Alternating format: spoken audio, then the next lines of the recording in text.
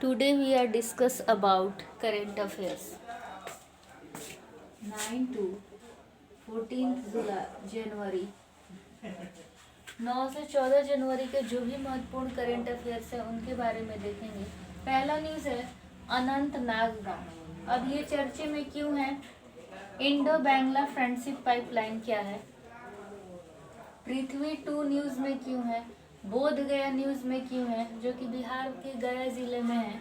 प्रवासी दिवस, एक तारे का नाम, Sukhoi, braving viral storm, India's कोविड-19 वैक्सीन स्टोरी।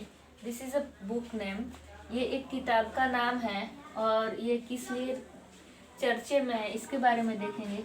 विश्व डिजिटल पार्टी यानी वर्ल्ड का पहला वो कौन सा डिजिटल पार्टी है, मतलब विश्व का प्रथम डिजिटल पार्टी FSSAI यानी कि भारतीय खाद्य सुरक्षा संरक्षण अथॉरिटी निकाय इंडिया, जो भारत की खाद्य सुरक्षा मानक प्राधिकरण है, ये प्राधिकरण भी न्यूज में है और बासमती चावल भी न्यूज में है।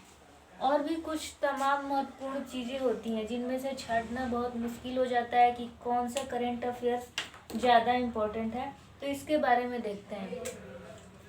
हम आज डिस्कशन ओनली ओरल करने वाले हैं, लिखने की कोई ज़रूरत नहीं है, आपको सिर्फ ध्यान से सुनना है। और मेरा टेलीग्राम चैनल पे आपको हर एक क्वेश्चन का MCQ फॉर्मेट, साथ में उसके नीचे लिखा हुआ एक एक लाइन में एक्सप्लेनेशन मिलने वाला है आपको, तो आप चीज़ों को ध्यानपूर्वक समझें।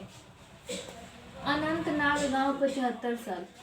अनंतनाग गांव जम्मू कश्मीर का एक गांव है जो अपना केंद्र शासित प्रदेश है जम्मू कश्मीर। ये वो गांव है जहाँ पे 75 साल बाद यानी आज़ादी के पूरे 75 साल के बाद यहाँ बिजली पहुँची है पूरी तरह से, जो कि लोगों में एक नई उम्मीद की रोशनी जगी हुई है। अब यहाँ पे सब कुछ, और यू नो ना वेरी वेल कि कोई भी इलेक्ट्रॉनिक गैजेट्स है या फिर मोबाइल हो, कुछ भी हो, आपको चार्ज करना पड़ता है। हर चीज़ें आजकल ऑनलाइन हो गई हैं, इसके लिए आपको इलेक्ट्रिसिटी चाहिए। और अब इंडिया इतना आगे बढ़ गया है और अब जाके पूरे 75 साल होने के बाद अनंतनाग गांव में बिजली आई है। तो ये पॉइंट क्लियर है। सेकंड है इंडो बांग्ला फ्रेंडशिप पाइपलाइन। ये इंडिया और बांग्लादेश का एक बहुत ही महत्वपूर्ण पाइपलाइन परियोजना है जिसमें इंडिया और बांग्लादेश एक दूसरे को ऊर्जा की सहायता करेंगे, यानी एनर्जी। ओके, 130 किलोमीटर की है ये और इसका शिलान्यास सितंबर 2018 में PM मोदी और बांग्लादेश की PM शेख हसीना ने मिलकर किया था। और इसका मेन उद्देश्य क्या है? दोनों देशों को ऊर्जा पहुंचाना। और ये पश्चिम बंगाल के सिलीगुड़ी से, ये बांग्लादेश में एक सिटी है, वो दोनों को कनेक्ट करेगा। ठीक है, तो ये कब हुआ? सितंबर 2018। PM Narendra Modi, Indo Bangla friendship pipeline with which country? India and Bangladesh. The third news is Prithvi 2. This is ballistic missile. पृथ्वी 2 क्या है? ये बैलिस्टिक मिसाइल है और ये न्यूज़ में है क्योंकि अभी परसों दिन ही इसका सफलतापूर्वक परीक्षण किया गया है उड़ीसा के चांदीपुर से। ठीक है, जब हम पृथ्वी 1 की बात करते हैं, पृथ्वी 1, पृथ्वी 2, धनुष, ये इसी कैटेगरी की चीज़ें हैं और ये हवा से हवा में मार करती है और सतह से भी, और इसकी मारक क्षमता 6000 कुछ किलोमीटर है। अब ये बोध गया न्यूज़ में क्यों है? तो क्वेश्चन है, बिहार का कौन सा पर्यटन स्थल है जहाँ पे सबसे ज़्यादा इस वर्ष घूमा गया है, मतलब लोग यहाँ घूमने आए हैं? ऑप्शन में है पटना, तारामंडल, बोध गया, Rajgir. The right answer is बोध गया। बोध गया में जो यू नो ना कि बुद्धिस्ट लोग जो हैं वो सबसे ज़्यादा हैं। अगर विश्व के और भी, जरूरी नहीं है कि बिहार में है तो खाली बिहारी घूमेंगे, अंग्रेज लोग भी आते हैं, अदर कंट्री के लोग आते हैं चीज़ों को जानने के लिए, समझने के लिए, बौद्ध धर्म को जानने के लिए, तो बोध गया को विजिट करते हैं। तो वही लोग सबसे ज़्यादा घूमने आए हैं और बोध गया इसलिए न्यूज़ में। अब बोध गया से संबंधित क्या चीज़ें याद रखेंगे कि ये गया, बिहार के गया जिले का एक शहर है और इसी गया जिले में निरंजना नदी या फल्गु नदी बहती है, जिसपे भारत का पहला रबर का डैम बना हुआ है। कहाँ पे? गया में। और उस डैम का नाम क्या है? गया जी डैम। तो ये आपको पॉइंट ध्यान में रखना है। और ये भी ध्यान में रखना है कि गौतम बुद्ध का जन्म कब हुआ, उनकी पत्नी का नाम, और बुद्ध से संबंधित वो चीजें, जैसे प्रथम बौद्ध संगति कहाँ हुई, किसके शासनकाल में हुई, सेकंड बौद्ध जो भी बौद्ध कॉन्फ्रेंस था उसका प्रेसिडेंट कौन था, ऐसे थर्ड बौद्ध कॉन्फ्रेंस का प्रेसिडेंट कौन था, किसके शासनकाल में हुआ, ये सारा कुछ इम्पोर्टेंट हो जाता है। बोधि वृक्ष, सारनाथ, और बोध गया का नाम बोध गया क्यों पड़ा? क्योंकि बोधि वृक्ष के नीचे ही गौतम बुद्ध को ज्ञान की प्राप्ति हुई। उसके बाद से इस जगह को बोध गया के नाम से जाने जाने लगा। अब है प्रवासी दिवस। तो चूंकि 9 जनवरी को गांधी जी हमेशा के लिए भारत आ गए थे। प्रवासी किसको कहते हैं? जब अपने देश का लोग अपना देश छोड़ के अदर देश में जाके रहने लगता है, उसको प्रवासी कहते हैं। तो प्रत्येक वर्ष 9 जनवरी को प्रवासी दिवस मनाया जाता है और एक भारतीय प्रवासी पुरस्कार भी मिलता है। तो इस बार भारतीय प्रवासी पुरस्कार, उस पर भी प्रश्न बनते हैं, तो अलग अलग लोगों को मिलता है। पिछले साल दिलीप लुंडो करके हैं, उनको मिला था। इस साल शिव कुमार जी को मिला है, शिव कुमार नादेशन, जो श्रीलंका के हैं। तो ये हो गया प्रवासी। और भी बहुत सारा पॉइंट है जो आपको मैं लाइक अ क्वेश्चन फ्रेमिंग और उसके बाद एक्सप्लेनेशन के साथ टेलीग्राम चैनल पे भेजूंगी। जो भी सीरियस कैंडिडेट होंगे, जो मुझे रेगुलर फॉलो करते होंगे, वो मेरे टेलीग्राम चैनल से जुड़े। मैं आईडी बताऊंगी, लिंक डिस्क्रिप्शन में दे दूंगी टेलीग्राम की, और यहाँ भी बताऊंगी। आप वहाँ से जुड़े और वहाँ आपको ये हर एक चीज़ explanation with English bilingual language में आपको सेंड किया जाएगा। अब एक तारे का नाम, ये किसके लिए कहा गया है? नरेंद्र मोदी के लिए, पंडित जवाहरलाल नेहरू के लिए, या फिर अटल बिहारी वाजपेयी जी के लिए, या राजेंद्र प्रसाद के लिए। तो एक तारे का नाम अटल बिहारी वाजपेयी के लिए। अब अटल बिहारी से संबंधित जो भी महत्वपूर्ण तथ्य है उनको देखना होगा।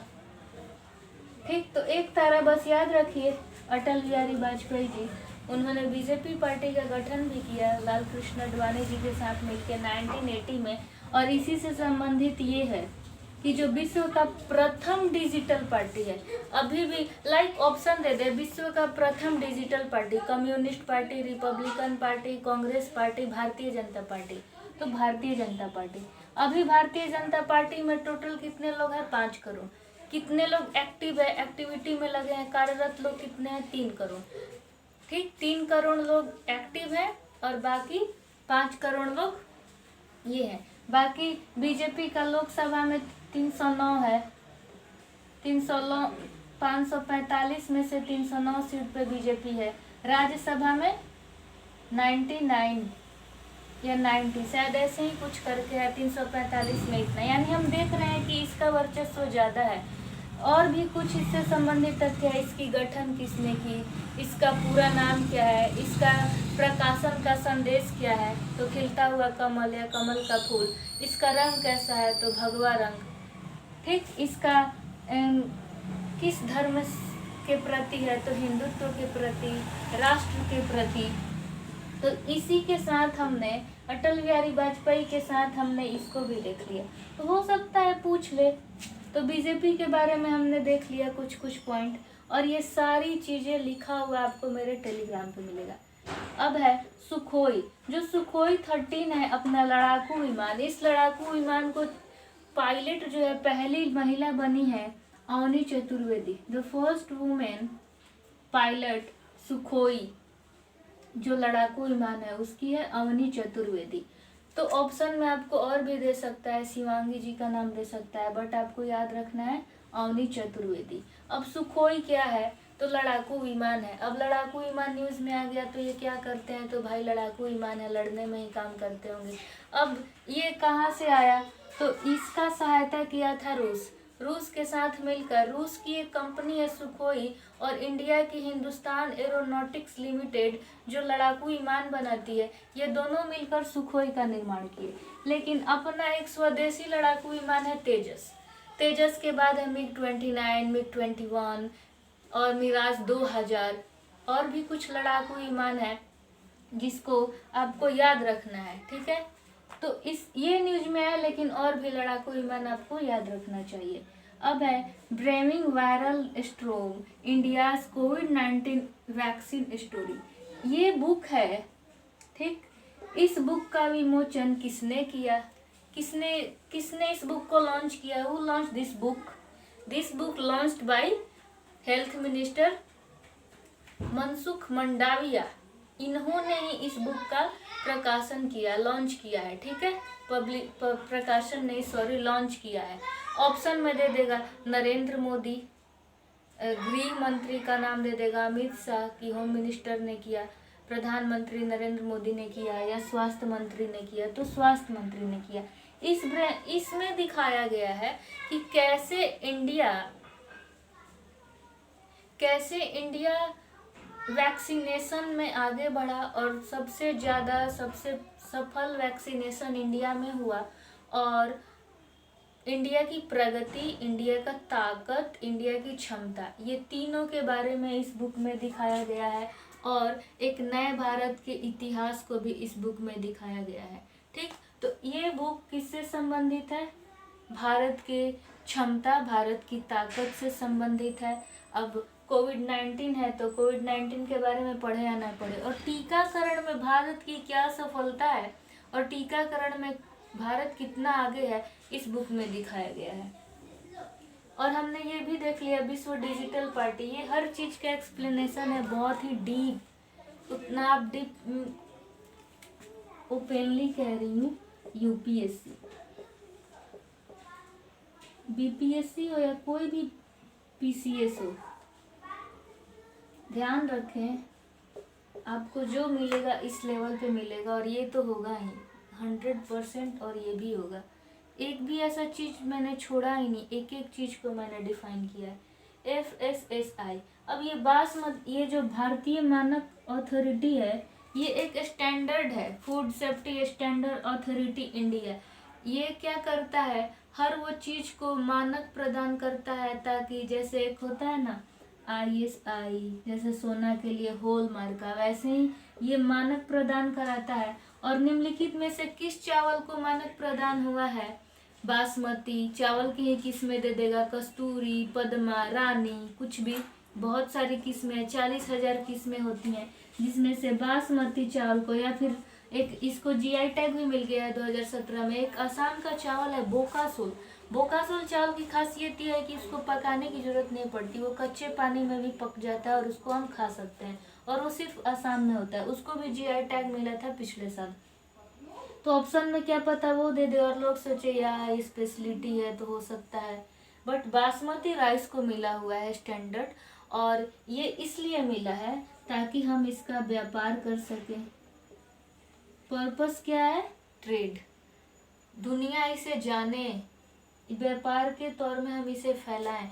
और ये क्यों इतना प्रसिद्ध है? इसमें एक रसायन होता है, उस रसायन का नाम PDF में इंक्लूड है। इसमें जो रसायन होता है उसके चलते, एक केमिकल के चलते, इसमें एक बहुत अच्छी सुगंध होती है जो कि बहुत अनूठी है, यूनिक है, यूनिक सुगंध और बहुत ही अच्छा स्वाद के चलते ये बासमती राइस फेमस है, और इसलिए इसको मानक प्रदान स्टैंडर्ड एक दिया गया है। और ये कहाँ कहाँ पाया जाता है? तो हिमालय के तलहटी में, यानी हिमालय के निचली एरिया में, हिमालय तलहटी, सपोज ये हिमालय है तो तलहटी, इस वाले एरिया में, जम्मू कश्मीर, पंजाब, हरियाणा, पश्चिमी यूपी यानी यूपी का वेस्टर्न एरिया, इन जगहों पे ये मुख्य रूप से पाए जाते हैं। इनका इधर कोई रोल नहीं है इंडिया में। यहाँ जम्मू, हिमाचल, दिल्ली, पश्चिमी यूपी, हरियाणा, इधर ये हिमाचल प्रदेश, इधर ये सबसे ज़्यादा होते हैं। तो ये कुछ इम्पोर्टेंट न्यूज़ थे जो हमने देख लिया, और भी ऐसे तमाम न्यूज़ हैं। अभी तो मुझे कुछ काम था तो मैंने ऐसे लिख के सिर्फ बना दिया। डिटेल्स के लिए आप एक बार टेलीग्राम से जुड़े, अगर आप मुझे टेलीग्राम पे मैसेज करें @queen of पॉजिटिव एटीट्यूड। ये मेरा पर्सनल टेलीग्राम आईडी है। इस टेलीग्राम आईडी पे आप मुझे मैसेज करें, उसके बाद मैं ग्रुप का लिंक दूंगी, आप मेरे ग्रुप में आ जाइएगा, ठीक है।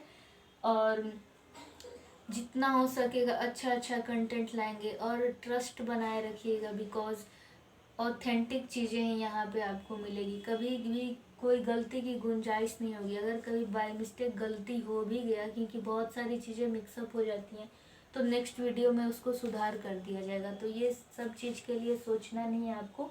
और ये आज हमने क्या देख लिया, इतना ही टाइम में हमने 10 चीज़ें देख ली, और भी बहुत सारे ऐसे न्यूज हैं। तो नेक्स्ट वीडियो में हम करेंट अफेयर्स में उसको भी कंप्लीट करेंगे। फिलहाल आज के लिए इतना ही। Thank you so much for watching. Like share subscribe की ज़रूरत नहीं है, आप बस लाइक करें और कमेंट करके बताएं वीडियो कैसा लगा। और उसके बाद ये भी लिखे कि हाँ आप और क्या चाहते हैं। एक कमेंट आया है, मैंने बनाया था क्वाड के बारे में, बीपीएससी का प्रश्न था। और तो एक कमेंट आया है 1 नेशन 1 इलेक्शन पे वीडियो बनाने के लिए, तो इस पे भी एक वीडियो आएगा, कल ही डाल दूँगी। तो वीडियो देखते रहें और कमेंट करें। Thank you so much for watching this video.